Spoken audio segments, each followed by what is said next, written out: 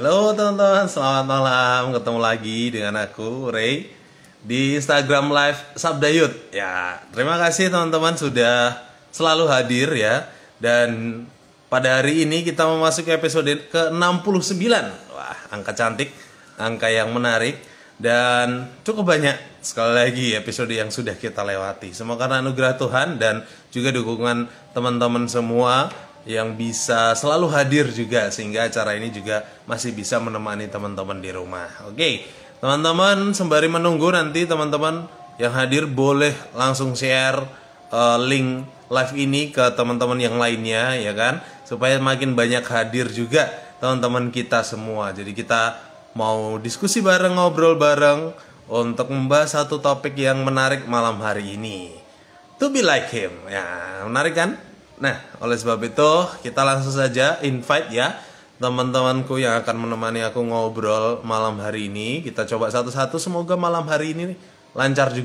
Oke, supaya lancar jaya malam hari ini. Ya, oke, sebelum kita masuk ke obrolan kita, langkah lebih baiknya kita berkenalan dulu ya dari Ibu Yulia, terus Kak Erna, terus Steven, nanti aku terakhir. Silakan, Bu Yulia.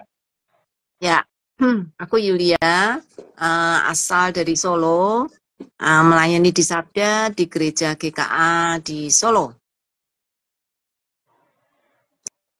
Dah? Silakan Kak Erna. Ya. Ya, teman-teman, aku Erna Vina. Teman-teman sama panggil Erna ya, karena saya sebenarnya asal dari Ambon, tapi sekarang stay di Bandung, melayani di gereja GKKI Bandung sekarang. Salam kenal semuanya ya. Mantap. Jauh-jauh dari Bandung ke Ambon. Oke, silakan Steven. Ya, perkenalkan aku Steven Johan, biasa dipanggil Steven. Aku sekarang masih kuliah semester 4 di Calvin Institute di Jakarta, tapi sekarang lagi ada program kerja sosial di Sabda. Ya, aku sendiri juga asli di Solo, jadi sekarang juga di Solo juga. Mantap. Warlock nih, warlock. Warga lokal. Wong Oke. Solo. Iya, betul sekali. Nah, aku sekali lagi aku memperkenalkan diri teman-teman. Aku Ray, aku yang jadi host dan aku pelayanan di Sabda juga tentunya. Jadi salam kenal ya dari kami semua teman-teman yang hadir. Dan teman-teman aku mau jelaskan sedikit nih tentang Sabda Youth. Bagi teman-teman yang mungkin baru pertama kali hadir di live Instagram Sabda Youth, apa sih sebenarnya Sabda Youth itu? Jadi Sabda Youth adalah acara live ngobrol bareng live Instagram dari Yayasan Lembaga Sabda yang membahas, obrolin, diskusi gitu, topik-topik yang tentunya relate dengan anak muda atau yang jarang dibahas baik di kalangan anak muda karena kami bertujuan untuk mempersiapkan gitu ya, mempersiapkan anak-anak muda untuk menjalankan panggilan Allah bagi generasinya. Jadi memang obrolan kita pasti bertopik, bertema supaya tujuannya anak-anak muda yang menonton semua lebih siap melayani Tuhan. Itu poin utamanya. Itu sekilas tentang Sabda Youth, teman-teman. Nah, teman-teman yang nonton Sabda Youth minggu lalu boleh angkat tangan. Jadi yang nonton teman-teman Sabda Youth minggu lalu ya, minggu lalu ngebahas I will follow him. Jadi komitmen kita untuk mengikut Tuhan atau menjadi pengikut Tuhan. Dan menjadi pengikut Tuhan tentunya tidak mudah. Uh, Dituntut keserupaan dengan Kristus. Nah, makanya malam hari ini kita ngebahas to be like him atau serupa dengan dia, yaitu Kristus. Nah, teman-teman yang belum nonton rekaman minggu lalu boleh kunjungi Instagram ini maupun di situs live.sabda.org ya. Silakan kunjungi teman-teman untuk melihat kembali bukan hanya minggu lalu tetapi minggu-minggu sebelumnya di setiap Selasa teman-teman boleh simak kembali. Oke, kita ngobrol ya teman-teman. Sebelum ngobrol, alangkah lebih baiknya kita berdoa terlebih dahulu. Kak Erna boleh berdoa, Kak? Oke, boleh Kak. Yuk kita mau berdoa sebelum kita ngobrol santai ya, ngobrol santai di malam ini. Bapak, kami mengucap syukur untuk kebaikan Tuhan. Malam hari ini kami akan berdiskusi, bahas tentang topik yang sangat menarik, khusus kalangan anak muda dan semua kalangan khususnya. Kami berdoa biarlah Roh Kudus yang pimpin sertai setiap kami dan teman-teman yang mengikuti juga, yang Tuhan berkati sertai mereka supaya apa yang kami bahas juga semuanya sesuai kehendak Tuhan. Dalam nama Tuhan Yesus Kristus kami berdoa, haleluya, amin. Amin. Amin. Thank you. Ya, bagi teman-teman di rumah, meskipun teman-teman nonton nih, tapi nggak menutup kemungkinan teman-teman untuk gabung ya, gabung di kolom komentar, maksudnya berikan komentar, berikan tanggapan, beri pertanyaan juga boleh gitu ya, yang terkait apa yang sedang kita diskusikan. Jadi sangat terbuka, kita ngobrol bareng memang konsepnya. Jadi kami semua ngajak teman-teman yang nonton untuk ikutan bergabung, berdiskusi. Mantap. Oke, nah teman-teman, untuk memulai diskusi kita nih, aku yakin banget teman-teman semua di sini pernah ngedengar frasa menjadi serupa dengan Kristus, ya kan? Pasti pernah dengar, setidaknya satu kali pasti pernah dengar ya. Tapi walaupun sering kita dengar gitu ya, mungkin beberapa di antara kita ada yang belum paham gitu ya, atau kurang nangkep apa maksudnya. Oleh sebab itu, kita satukan pendapat kita nih, teman-teman. Apa sih sebenarnya serupa dengan Kristus atau to be like him ini? Silakan. Iya, Kak Ray, thank you. Menurut saya ini topik yang sangat menarik ya, kita bahas di malam hari ini, bagaimana kita mau jadi serupa dengan Kristus. Menurut saya jadi serupa dengan Kristus itu berarti kita serupa dengan karakter Kristus, bagaimana kita meneladani Kristus dalam keseharian kita, sifat Kristus seperti apa yang kita teladani setiap hari, dan bagaimana kita mau mematuhi perintah-perintahnya. Ya, aku nyambung ya. Menjadi serupa dengan Kristus artinya kita menjadi segambar atau kita menjadi seperti Dia, seperti tapi ya. Jelas kita bukan menjadi Kristus, kita nggak akan mungkin bisa menjadi Kristus, tapi menjadi serupanya ya mengikuti apa yang Kristus lakukan, atau juga membuat Dia menjadi model kita, sehingga ketika kita ingin menunjukkan siapakah kita sebagai orang Kristen, ya modelku nih kayak Kristus gitu ya. Ya, mau menambahkan kata serupa atau frasa to be like sendiri ini memiliki arti untuk menunjukkan kesamaan atau kemiripan dengan sesuatu ya. Kalau dalam konteks ini serupa dengan Kristus berarti meniru atau mencerminkan sifat, karakter, dan tindakan Yesus Kristus dalam kehidupan kita. Nah, ini kita berarti dipanggil untuk dalam kehidupan kita sehari-hari kita sesuai dengan teladannya dan berkembang menjadi lebih seperti Dia dalam segala aspek kehidupan kita. Nah, oke, menarik dari yang teman-teman sampaikan. Aku juga ingat ketika Allah menciptakan manusia gitu ya, Dia menciptakan serupa dan segambar dengan Allah itu sendiri, serupa dengan Allah yang adalah Kristus pada Perjanjian Baru ya. Dan di dalam bahasa aslinya itu demut artinya itu terbatas gitu, bukan artinya mirip atau sama persis 100%, tapi lebih kepada mencerminkan sifat-sifat pribadi Tuhan ya, seperti inteleknya, emosinya, kreativitasnya, bahasa, dan termasuk juga kehendak atau kemauannya. Itu sih menarik juga definisi yang aku sempat baca. Iya, setuju sama Kak Ray dan semuanya. Salah satu yang perlu disadari juga kalau mau jadi seperti Kristus itu perlu adanya transformasi ya, kayak gitu. Transformasi dalam diri juga.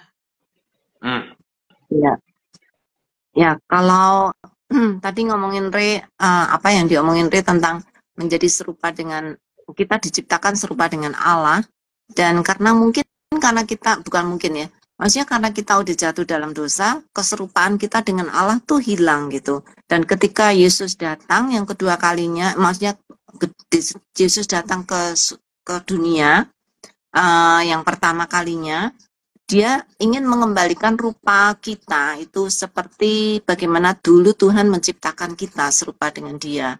Dan gambar yang kita lihat yang menjadi contoh bagi kita adalah Kristus. Jadi ya, aku jadi ingat sih tadi dari apa yang Ray ngomong tuh, oh iya ya, kita sebagai manusia tuh sudah kehilangan rupa Allah gitu karena kita jatuh dalam dosa. Tetapi ketika Kristus datang dan menebus kita diberi new opportunity gitu, menjadi kesempatan kedua untuk kita bisa menjadi kembali seperti ketika Allah menciptakan manusia pertama gitu. Tapi ya itu, nanti ketika Tuhan Yesus datang yang kedua kalinya, diharapkan kita benar-benar udah serupa dengan Dia, sehingga benar-benar ciptaan Tuhan tuh kembali menjadi sempurna seperti yang Tuhan inginkan. Ya, thank you. Ya, oke ya teman-teman, sebelum ke Stephen tadi angkat tangan juga. Nah, menariknya Bu Yulia lengkapi tadi ya, jadi teringat dan mungkin menegaskan juga bahwa Kristuslah yang menyerupakan kita, dalam artian yang membuat kita semakin serupa karena melalui Kristus gitu ya.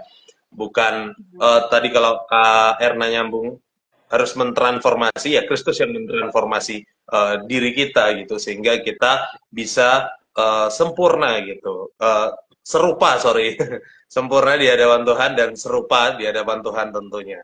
Dan aku jadi ingat juga gitu perbandingan yang bikin rusak itu tadi ya, karena jatuh dalam dosa. Ketika ular ngomong sama Hawa, ular gak ngomong kamu akan serupa dengan Allah gitu, tapi sama seperti Allah. Jadi perbandingan yang jelas gitu antara keserupaan dan sama seperti gitu ya, itu yang jelas bertolak belakang. Itu sih. Tadi Stephen, silakan. Ya. Mungkin dari kita bertanya-tanya, kenapa sih kita harus menjadi serupa dengan Kristus? Ya tadi sudah disampaikan Bu Yulia, kalau kita ini sudah memiliki natur dosa, kita sebagai manusia tuh pasti tidak luput yang dari namanya dosa. Nah, tapi oleh anugerah Tuhan telah memberikan anak yang tunggal supaya dapat menebus kita dapat menjadi ciptaan baru. Ya. Oleh karena itu kita diselamatkan oleh Kristus. Nah, jadi untuk serupa dengan Kristus ini adalah wujud balas budi kita, karena kita sudah diselamatkan Tuhan dari maut. Ya, udah. Kayak belum selesai ngomong. Oh ya, Pak. Udah. Siapa ya Stephen ya? Udah selesai ya? Ya sudah. Ya, Erna? Ibu tadi mau duluan apa saya, Bu? Kamu duluan deh. Oh iya, setuju betul. Yang tadi kan Kak Stephen bilang gimana ada perwujudan kita, gimana kita yang sudah ditebuskan. Tadi Bu Yuli juga sempat singgung bagaimana kita yang awalnya kita diciptakan menurut gambar dan rupa Allah kan. Dalam Kejadian itu dikutip seperti itu. Berarti sebenarnya tujuan utama Tuhan Allah menciptakan kita ya sempurna sama sepertinya. Tapi setelah manusia jatuh ke dalam dosa itu kan, nah itu langsung rusak ya hubungannya, bahkan karakternya, dan diperbaharui oleh apa? Oleh kedatangan Kristus kan, penebusan Kristus itu, sehingga kita diubahkan dalam hal apa? Dalam hal mungkin dalam hal karakter, dalam hal pengetahuan, intelek, dan bahkan yang paling utama saya rasa itu adalah iman kita ya. Ya. Akan Dia. Ya. Aku pikir kita harus hati-hati ya. Ada banyak orang menganggap serupa dengan Kristus itu artinya kita menjadi orang baik, orang yang baik secara moral gitu. Aku pikir menjadi serupa dengan Kristus itu lebih daripada just jadi orang baik gitu. Maksudnya kalau cuma jadi orang baik itu semua agama juga ya meminta semua orang untuk jadi orang baik gitu ya. Tetapi aku pikir bukan hanya secara moral orang baik, tapi secara pola pikir kita udah diubahkan, tujuan hidup kita diubahkan, dan kemudian makna hidup kita pun berubah gitu. Kita bukan hidup untuk diri sendiri, tetapi hidup untuk Kristus. Jadi aku cuma ngingetin sih supaya kita nggak terjerumus seperti orang Kristen pada umumnya gitu ya, yang menganggap tujuan hidup kita itu adalah menjadi orang baik. Aku pikir bukan ya, tujuan orang Kristen bukan untuk menjadi orang baik, tapi menjadi serupa dengan Kristus itu artinya kita memiliki kehendak yang sama seperti Dia, mempunyai tujuan hidup untuk Dia, untuk memuliakan Allah. Jadi bukan sekedar sopan santun. Kalau kita melihat orang Kristen yang baik secara sopan santun, itu kita tidak perlu langsung impress gitu ya. Karena orang-orang yang cuma sopan santun baik belum tentu loh tujuan hidupnya tuh benar-benar untuk Kristus gitu ya. Jadi harus hati-hatilah. Menjadi serupa Kristus tuh bukan menjadi tujuannya bukan menjadi orang baik, tetapi menjadi orang yang mengerti apa tujuan hidup kita bagi Kristus. Iya, teman-teman, dari diskusi kita tentang arti serupa dengan Kristus ini, saya mulai mengerti bagaimana dari penjelasan teman-teman juga arti dari seperti Kristus itu seperti apa. Bahkan tadi ya, Ibu Yuli bilang kalau saya simpulkan secara komprehensif hidup kita berubah. Tapi teman-teman mungkin nggak sih kalau kita bisa jadi seperti Kristus, sementara kan kita adalah orang yang berdosa ya dibandingkan dengan Kristus pribadi yang tanpa dosa. Ini menyangkut pertanyaan ya, adakah Evi Broto? Ini kayaknya sehati kita ini ya. Ini pertanyaan sama nih. Ini saya baca ya Ya. komentar dari Kak Evi ini. Ini yang para remaja pemuda di persekutuan saya suka tanya. Memang bisa kita jadi serupa, sempurna sama seperti Kristus. Kita kan manusia yang penuh kelemahan, ya kan? Kita manusia yang penuh kelemahan. Menurut teman-teman gimana? Mungkinkah kita bisa sama atau serupa dengan Kristus? Ya, itu tadi ya, godaan seperti yang setan tawarkan. Mau nggak kamu menjadi Allah gitu ya? Kita bukan diminta untuk menjadi Kristus, tapi menjadi serupa dengan Dia. Artinya kita menaruh Dia sebagai model kita untuk kita melihat bagaimana hidup kita seharusnya gitu. Karena ketaatan Kristus, kemudian kesetiaan Kristus, dan itu banyak sifat Kristus yang nantinya harus kita miliki gitu. Tapi ya itu kan proses gitu ya. Kita nggak bisa begitu ya aku mau jadi seperti Kristus langsung kita usaha terus tiba-tiba kita menjadi seperti Kristus ya. Tapi itu proses karena kita masih hidup dalam daging, kita masih punya keinginan daging gitu ya. Sehingga untuk menjadi serupa dengan Kristus tuh benar-benar untuk yang otentik loh ya, bukan cuma pura-pura jadi Kristus gitu ya, tapi menjadi seperti Kristus, tapi yang benar-benar otentik, yang keluar secara natural dalam hidup kita ya itu proses yang sangat panjang aku pikir ya. Ya, betul, sepakat dengan Bu Yulia. Keserupaan dengan Kristus itu proses, tapi sayangnya memang banyak yang menganggap serupa dengan Kristus itu kayak Power Rangers gitu, berubah gitu. Padahal itu sebuah proses yang panjang, makanya Alkitab katakan itu semakin serupa gitu, bukan tiba-tiba berubah 180 derajat terus celing jadi sudah jadi seperti Kristus gitu. Aku ingat satu ayat gitu dalam 2 Petrus 3 ayat 18 aku bacakan.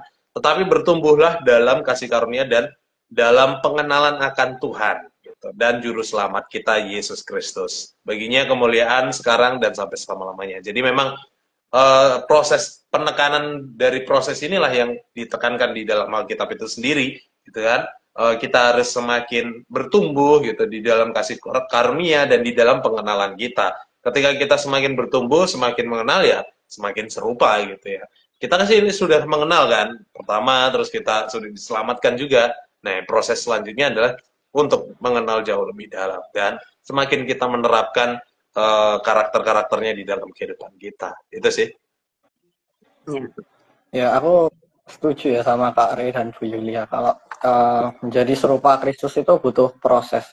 Bahkan Alkitab sendiri mengajarkan bahwa menjadi serupa dengan Kristus adalah proses dan penggalian kita terus-menerus bagi orang percaya, bukan sesuatu yang instan. Jadi menjadi serupa Kristus bukan kayak kita masak Indomie 3 menit jadi terus ya bisa nikmati gitu ya. Tapi menjadi serupa dengan Kristus itu menurutku adalah perjalanan seumur hidup. Jadi kita nggak bisa mencapainya dengan sesuatu yang instan. Nah, makanya dalam Kekristenan kita percaya yang ada namanya progressive sanctification, bahwa kita dikuduskan terus-menerus. Jadi kita mungkin memang nggak sempurna secara benar-benar sempurna, tapi sempurnanya itu waktu nanti Kristus datang kedua kali dan kita dibangkitkan dengan tubuh kemuliaan yang sempurna dan tidak dapat binasa. Ya, sepakat dengan ya tadi bilang kalau selama kita dalam dunia ini kan masa proses, bahkan semua kan tadi bilang masa proses gimana kita mengalami pengudusan, bagaimana yang tadi kan sebenarnya saya ingat satu ayat lagi dalam Roma 8 ayat 29 itu kan, sebab semua saya bacakan ya, sebab semua orang yang dipilihnya dari semula, mereka juga ditentukannya dari semula untuk menjadi serupa dengan gambar anaknya. Jadi sebenarnya kita adalah, kalau kita orang-orang yang sudah dipilih Allah, berarti ini kan adalah pemilihan mutlak dari Allah ya, tanpa campur tangan manusia. Kalau dibahas ininya dalam katanya predestinasi ya, pokoknya pemilihan Allah dari semulanya, dan itu bukan usaha manusia. Dan bagaimana perlu kesadaran juga bahwa ketika kita sudah menerima keselamatan itu, ada yang tadi teman-teman juga bilang, ada proses yang berkelanjutan, yaitu kita mau serupa dengan Kristus. Tadi Bu Juli juga saya sepakat kalau bukan jadi seperti Kristus, bukan kita jadi Tuhan, bukan, tetapi bagaimana kita dalam karakternya, dalam pengenalannya, Karya juga singgung, dalam bertumbuh secara kasih karunia juga, itu yang perlu kita sadari. Dan kalau kita mengerti atau kita sadar bahwa kita adalah orang-orang yang sudah diselamatkan Tuhan, sebenarnya kita tahu identitas kita, dan kita mau berjalan atau proses. Tantangannya begitu berat ya, tantangan masa sekarang itu memang begitu berat, tetapi itu semua proses bagaimana kita mau bertumbuh di dalam Tuhan. Dan saya rasa kita nggak bisa sendiri untuk berjalan ke arah Kristus. Kita punya Roh Kudus yang selalu membantu kita, yang selalu menuntun kita. Roh Kudus kan bukan diberikan kepada kita, kan bukan sebagai memeteraikan kita ya. Peran Roh Kudus kan bukan saja memeteraikan kita menjadi milik kepunyaan Allah kan, tapi gimana Roh Kudus itu membantu kita supaya kita tetap hidup berjalan dalam kebenaran, ya kan? Ya, betul. Oke ya teman-teman, di dalam Yohanes juga kan, Roh Kudus itu penolong kita gitu. Jadi dia yang akan menolong kita.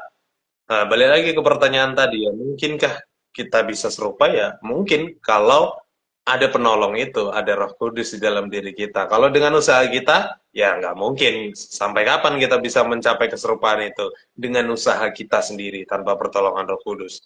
Tapi, itu juga tidak mungkin, karena orang yang tidak ada Roh Kudus, pasti tidak mengejar keserupaan dengan Kristus, ya kan?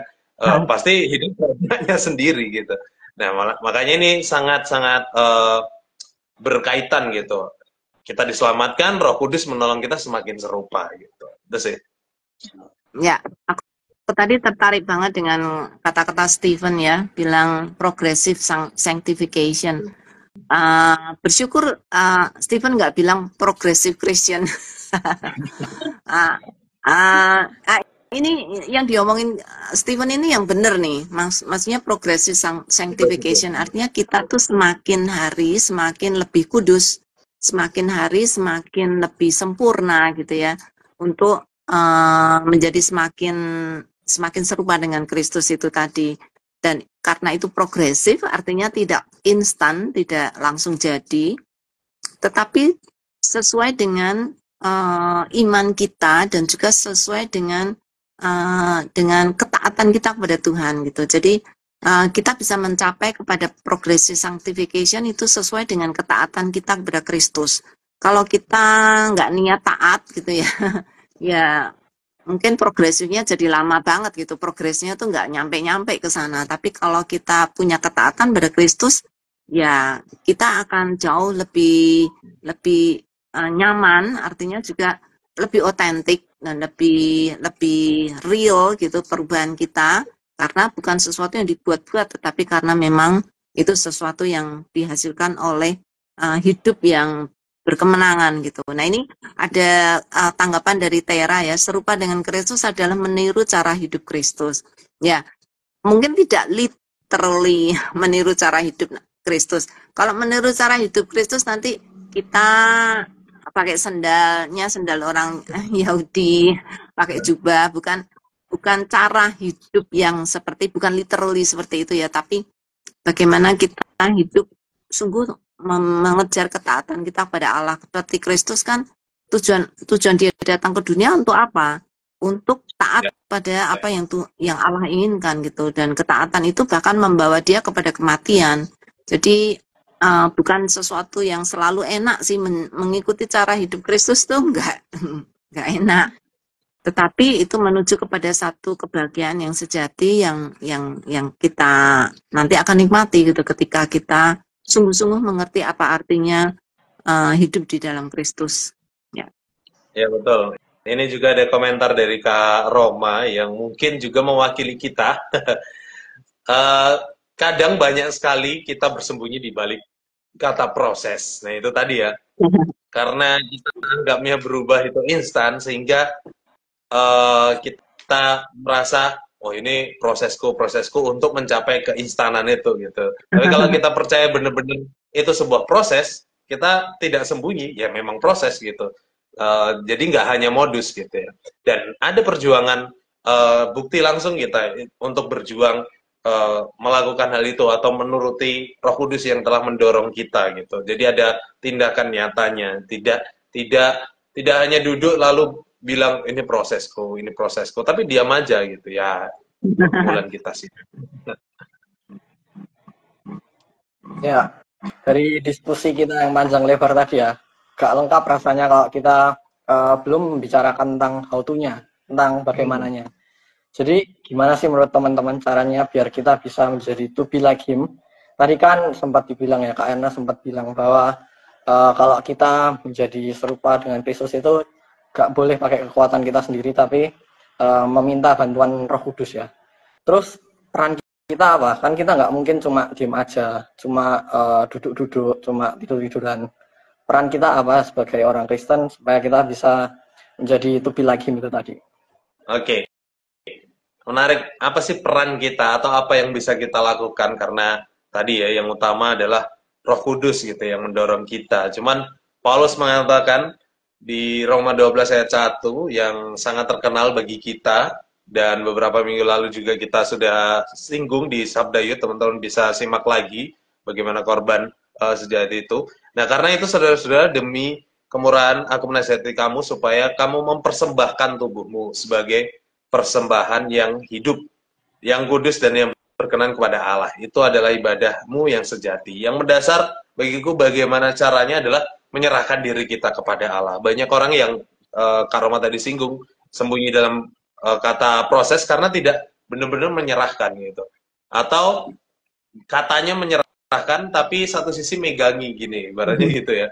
Ini membuka, ini satu dipegangi. Jadi ya memang harus penyerahan diri teman-teman. Tugas atau yang bisa kita lakukan bagaimana caranya, hal yang mendasar adalah penyerahan diri. Ketika kita menyerahkan diri ya, banyak quote-quotes yang terkenal, walaupun sedikit tidak sepakat aku. Ketika kita angkat tangan, Tuhan turun tangan. Itu quotes yang terkenal itu teman-teman. Jadi ya pada intinya apa yang baik bagiku adalah sikap penyerahan diri itu. Nah, bagaimana caranya ya kita menyerahkan diri kepada Tuhan aja. Itu sih. Setuju sih sama Kari, juga sepakat ya. Kari tadi bilang bagaimana kita dapat menyerahkan diri ya secara total. Berarti jangan kayak 55 Tuhan 50, saya 50 lah kayak gitu kan. Harusnya penyerahan secara total. Bagaimana mau mengizinkan Roh Kudus pimpin kita, Tuhan memimpin kita untuk diperbaharui supaya lebih lagi serupa dengan Kristus. Kalau tanya bagaimana cara menjadi serupa dengan Kristus ya salah satunya itu baca firman juga, baca Alkitab, perlu adanya disiplin rohani. Salah satunya apa? Baca firman Tuhan, karena kita mengenal Kristus, sifat dan karakternya, pengenalan akan Kristus itu dari mana? Dari Alkitab. Ketika kita baca Alkitab, kita lebih mengenal lebih dekat dengannya, lebih mengetahui kehendaknya, lebih tahu apa yang Tuhan kehendaki untuk kita lakukan, lebih mengetahui semua tentang kehendak Tuhan yang kita perlu lakukan. Dan terus saya pikir selain baca Alkitab ya juga kita harus berdoa ya, tadi disiplin rohani, baca Alkitab, berdoa biar setiap hari kita bisa melewati hari-hari dengan tuntunan Roh Kudus ya gitu. Ya. Aku melihat ada kata paradoks di situ ya, maksudnya kita berserah. Tadi kan pertanyaan Stephen, loh terus kita ngapain? Oh berserah. What does that mean gitu? Maksudnya apa maksudnya berserah? Berserah kan seakan-akan kan ya udah kita nyerah gitu, nggak ngapa-ngapain gitu ya. Tapi aku ngelihat ada kata paradoks di sini. Maksudnya kita menyerah, artinya kita tuh tidak melawan. Tapi di satu pihak ketika kita berkata berserah, itu tuh kita jadi aktif gitu. Aktif mencari apa yang Tuhan kehendaki gitu. Jadi kata berserah ini jadi satu pengertian yang kita harus hati-hati. Berserah bukan berarti diam, justru ketika kita berkata, aku berserah pada Tuhan, langsung kita itu malah aktif melakukan sesuatu yang kita tahu Tuhan kehendaki gitu. Ya, aku mau menambahkan ya. Tadi kan pertanyaannya tentang bagaimana menjadi serupa dengan Dia. Kalau menurutku sih langkah pertamanya biar kita bisa menjadi serupa dengan Dia yang menerima Tuhan Yesus Kristus dulu sebagai Tuhan dan Juru Selamat kita, karena kan Kristus adalah model utama bagi kehidupan kita.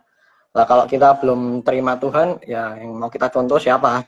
Ya, jadi Amin. menurutku langkah pertamanya harus terima Tuhan dulu. Nah, setelah itu baru setelah itu kata Kak Erna tadi kita bisa menuruti keinginan-keinginannya dengan kita membaca Alkitab, dengan kita membaca firman Tuhan. Jadi kita semakin mengenal Tuhan, jadi kita semakin tahu mana kehendaknya, mana yang harus dijauhi, mana yang harus dilakukan. Itu sih kalau dari aku. Ya, aku ya teman-teman, sebelum ke Kak Erna, betul sekali kata Stephen tadi, thank you sudah mengingatkan hal yang mendasar. Kalau kata Stephen ya percaya Yesus, karena kita kan mau to be like him gitu ya. Kalau bukan him, siapa lagi yang kita harus percayai gitu ya. Jadi to be like siapa?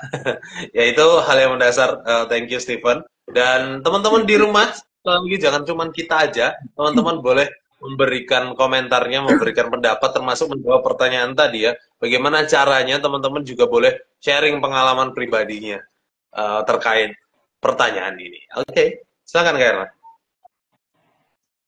Iya, teringat ya pas diskusi teman-teman tadi langsung kayak terlintas, yang penting jangan keraskan hati untuk diproses. Maksudnya jangan keras kepala juga. Nah, kalau salah ya katakan salah. Kalau ya belajar untuk jangan mementingkan ego. Belajar untuk rendah hati, bagaimana setiap hal yang kita alami setiap hari itu memproses kita supaya bagaimana kita mau jadi serupa dengan Kristus. Dan ya inti tadi yang tadi saya katakan saya bilang kalau yang penting kita enggak keras kepala aja. Keras kepala, tegar tengkuk janganlah. Kayak bangsa Israel kan, tegar tengkuk, keras kepala, maka mereka berputar-putar di padang gurun. Ya, itu justru Erna, kenapa kita tuh kesulitan untuk menjadi to be like him, ya itu masalahnya itu, kita masih tegar tengkuk gitu. Kita tuh nggak pernah sebenarnya mau menyerahkan kendali kita itu kepada Tuhan. Jadi dasar utama kesulitan kita untuk menjadi to be like him tuh memang di situ. Kita nggak mau Tuhan mengambil kendali dalam hidupku. Aku masih mau in charge gitu. Aku masih mauku ini ya ini gitu. Aku mau mengejar apa yang aku inginkan, dan ya itulah pergumulan yang membuat proses kita lama atau cepat itu ya di situ. Ya. Ya, ini ada satu komentar dari ya. Silakan. Dari Kak Roma, kalau kata quotes di baju Ray, berserah bukan menyerah gitu. Ya betul, berserah itu kata Bu Yulia tadi ya, berserah itu justru mengaktifkan kita untuk action gitu. Tadi Bu Yulia mau baca komentar? Iya, komentarnya God Willy. Salah satu peran kita adalah mau memberi diri dibentuk atau diubahkan. Jadi yang paling utama kemauan dulu. Ini loh, kadang kemauan ada, tapi nanti bukti nyatanya tuh kita nggak manut gitu. Maksudnya kita cuman ya aku mau sih gitu, tapi begitu sudah sampai ke pokok masalah, ya akhirnya kita pegang kendali sendiri. Itu yang teman-teman mungkin bisa sharing. Kalau kalian sedang menghadapi kayak gitu maksudnya mau gitu, tapi buktinya faktanya tuh susah gitu. Ada tips nggak? Ya, aku mau bagikan sedikit kesaksian aja, sharing. Dulu ketika di kampus zaman-zaman kuliah, aku punya adik kamar gitu. Dia memang semacam kayak masih ada di fase-fase sisa-sisa manusia lamanya gitu ya. Didoakan dosen gitu, tapi tidak mempan-mempan, dilayani di kamar juga, kami kakak-kakak tingkatnya yang melayani dia itu juga tidak lepas-lepas ya. Satu sisi karena dia sendiri yang memilih gitu. Dia bilang, oh, saya mau menyerahkan, tapi dengan genggaman yang erat gitu ya. Gimana mau bisa lepas kalau kita tuh menggenggam gitu atau menolong mengambil sesuatu. Aku dulu beri analogi atau beri perumpamaan tuh ibarat ada satu buah kopi saset dulu di kamar, tak kasih ke dia, tak suruh genggam erat gitu. Terus tak suruh dia bilang, coba bang ambilin kopi ini gitu. Tapi dengan perintah yang sama, aku suruh dia genggam erat gitu. Baru aku tanya, apakah bisa aku mengambil kopi itu ketika kamu genggam terus? Ya kesusahan, bahkan kesakitan dia sendiri gitu. Jadi ya pada dasarnya menyerahkan itu harus diiringi juga kesadaran kalau oh ya memang harus rela dengan semuanya sehingga ada rasa ikhlas, ada rasa kemudahan-kemudahan itu tadi dan tidak ada keras kepala di dalamnya. Itu sih. Ya, saya mau menanggapi Bu Yulia tadi ya. Memang kita ini kayaknya memang butuh sedikit pendorong dari luar gitu ya, biar kita bisa senantiasa serupa dengan Kristus gitu ya. Kalau dari pengalamanku sendiri, aku sih ada semacam komunitas kecil gitu di gereja, komunitas pemuda. Nah, itu kan kami pemuda itu kan biasanya kan emang malas baca Alkitab ya. Jadi kadang bolong-bolong gitu. Nah, buat mensiasatinya kami pemuda ini bikin grup buat saat teduh gitu. Jadi tiap malam kita saling mengingatkan buat baca Alkitab, buat saat teduh gitu. Biar kita ya tergerak dari eksternal juga, bukan hanya dari diri kita sendiri, tapi emang ada orang lain yang ikut menggerakkan gitu. Ya dari teringat juga sih kitab Amsal ya, kan ada ayat di mana besi menajamkan besi dan manusia menajamkan sesama manusia. Nah, di sini juga komunitas itu berperan untuk kita dapat saling menguatkan, saling menumbuhkan untuk kita dapat menjadi serupa dengan Kristus. Ya, karena angkat tangan. Oke. Kalau dalam proses yang kita hadapi setiap hari mungkin nggak gampang ya, sangat sulit. Yang dari teman-teman juga bilang, bahkan dari Kak Steve bilang kalau baca Alkitab aja kita masih bolong-bolong dan sebagainya. Terus, tapi yang sempat terlintas, kalau dalam proses itu, contohnya kita mau belajar sabar, kita bakalan ketemu dengan orang-orang yang buat kita emosi setiap hari. Kita mau belajar kan, tahu memberi, kita bakalan bertemu dengan orang-orang yang menguji kita dalam arti seperti itu. Apakah kita bisa bertahan di dalam kesabaran atau di dalam kasih, ataukah emosi kita melunjak, nggak bisa kontrol diri. Nah, itu kan perlu yang mengingatkan saya mengingatkan saya juga bahwa kalau mau jadi seperti Kristus, dalam prosesnya itu berarti adanya tuntunan Roh Kudus supaya kita bisa melewati itu semua ya. Ya, aku kalau boleh usulin gitu ya, maksudnya supaya kita itu punya punya keinginan untuk maju, mungkin kita harus pasang target gitu. Paling tidak tuh ya aku ingin menjadi serupa dengan Kristus dalam hal apa, entah dalam tindakan, tingkah laku, apa perkataan atau pola pikir, apa seperti apa gitu ya. Jadi kalau kita ada target, jadi kita tuh ada sesuatu yang kita ingin capai gitu. Nah, cuman kan memang ketika kita sudah pasang target tuh seringnya kita tuh gimana caranya aku mengukur kalau aku tuh sudah sampai ke target itu. Caranya gimana? Mungkin teman-teman bisa share gitu ya, saling share. Gimana caranya saya tahu bahwa saya tuh sudah mencapai target, atau paling tidak itu tadi punya maksudnya kelihatan progresnya gitu. Gimana caranya kita tahu progres kita?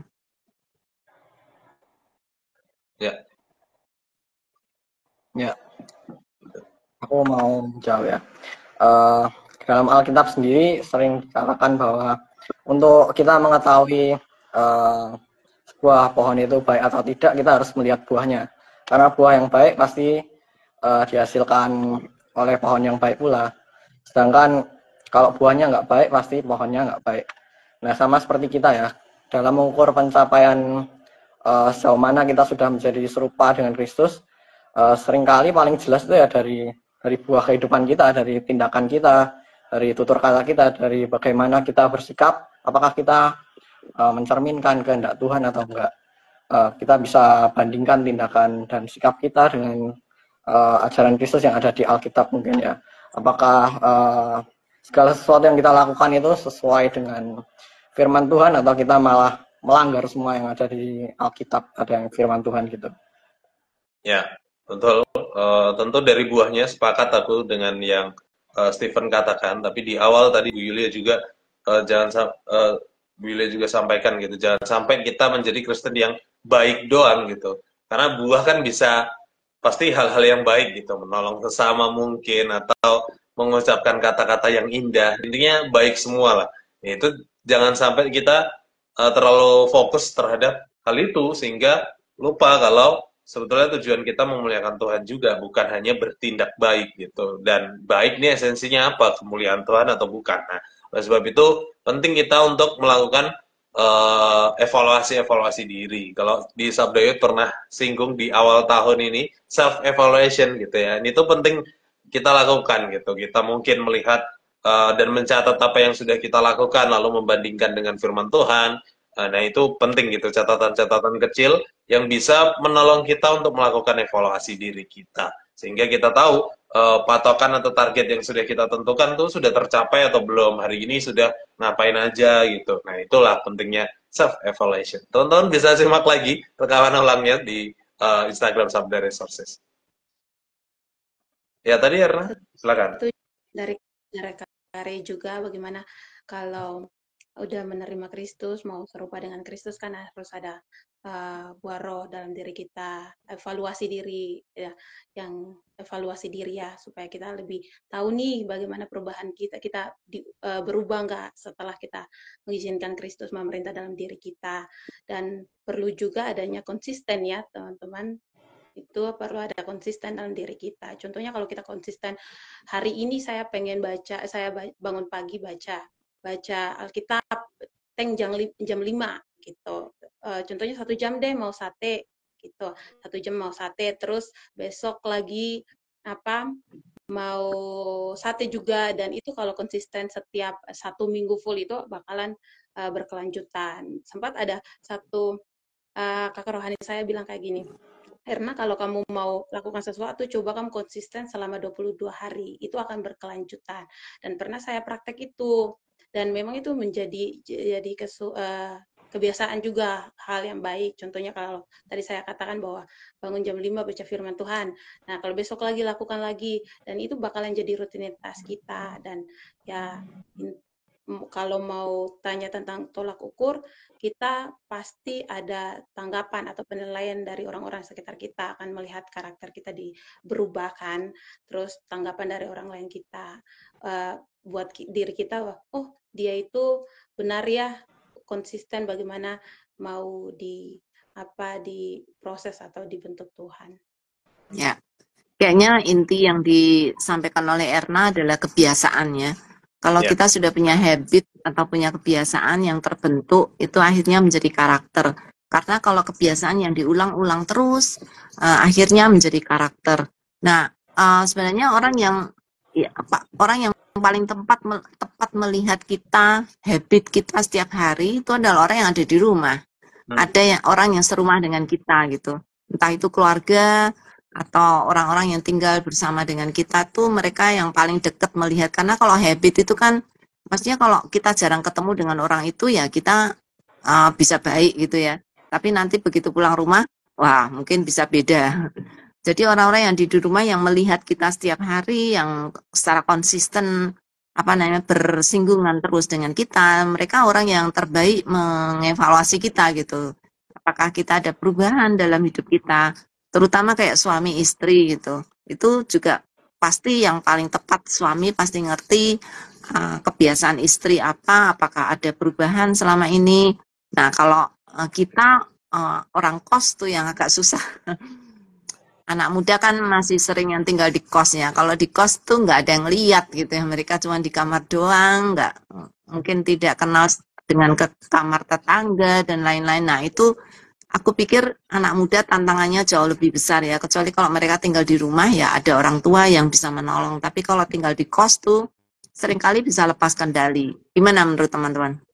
Ya, sepakat tentu apa yang dibilang Bu Yulia, makanya menarik POV Stephen tadi di bagian sebelumnya, dia sampaikan dia punya komunitas kecil gitu yang di WAG gitu selalu sharing firman Tuhan, dan harapannya juga itu di follow up dengan pertemuan-pertemuan sehingga nampaklah perilaku-perilaku. Kalau chat doang kan nggak nampak ya, pasti apalagi kalau share-nya cuma firman Tuhan, itu kelihatan baik doang nih. Tapi kalau ada perjumpaan tuh pasti ada perilaku dan perkataan secara langsung. Nah, apalagi di zaman sekarang gitu, penting untuk melakukan perjumpaan dan memiliki komunitas yang sehat tentunya, sehingga apa yang kita lakukan, apa yang kita ucapkan, orang lain tuh dapat melihat. Kalau komunitas kita baik, orang yang melihat kita dan itu yang kita lakukan adalah hal yang tidak benar gitu ya, tidak sesuai dengan firman Tuhan, mereka akan mengevaluasi kita gitu, menegur kita. Nah, itu pentingnya punya komunitas yang sehat. Komunitas yang tidak hanya mendukung saja apa yang kita lakukan, tapi juga turut menolong kita untuk mencapai keserupaan dengan Kristus itu. Itu sih. Ya, aku mau menambahkan sedikit ya. Aku setuju dengan Kak Erna tadi bahwa kita harus membangun habit kayak tadi Kak Erna bilang, lakukan konsisten secara 22 hari itu akan membentuk habitmu. Ya, tapi aku rasa kita juga perlu bimbingan Roh Kudus ya untuk melakukan semuanya itu, karena sifat kita sebagai manusia kadang kita menggebu-gebu di awal, terus kalau udah kita udah mulai makin lama makin turun, lama-lama kita nggak melakukan lagi. Nah, kita harus memohon pimpinan Roh Kudus biar kita bisa tetap konsisten, tetap setia sampai akhirnya gitu. Ya, tahu nggak cara Roh Kudus menolong kita? Kita dipukul dari belakang. Kalau kita dipukul, baru kita, oh iya gitu ya. Jadi hati-hati nih kalau kita minta pertolongan Roh Kudus akan lebih keras daripada kita. Karena sering dengan masalah gitu ya. Kalau kita udah dipukul dengan masalah, dipukul dengan apa kesulitan, nah baru inget tuh, oh iya, ya mungkin itu memang cara terbaik sih. Maksudnya kalau kita nggak ada masalah, kita happy-happy terus lupa dengan Tuhan. Tetapi ketika kita dipukul atau kita disentil oleh Tuhan, kita kena masalah, biasanya langsung inget Tuhan, terus minta tolong ke Tuhan gitu ya. Ya. Tadi kan Ibu Yuli sempat singgung kalau gimana kalau yang anak-anak kos di luar kan mereka kayak bebas tanpa ini ya. Tadi Kare sama Kak juga udah bilang kalau memang membutuhkan komunitas yang bertumbuh kan.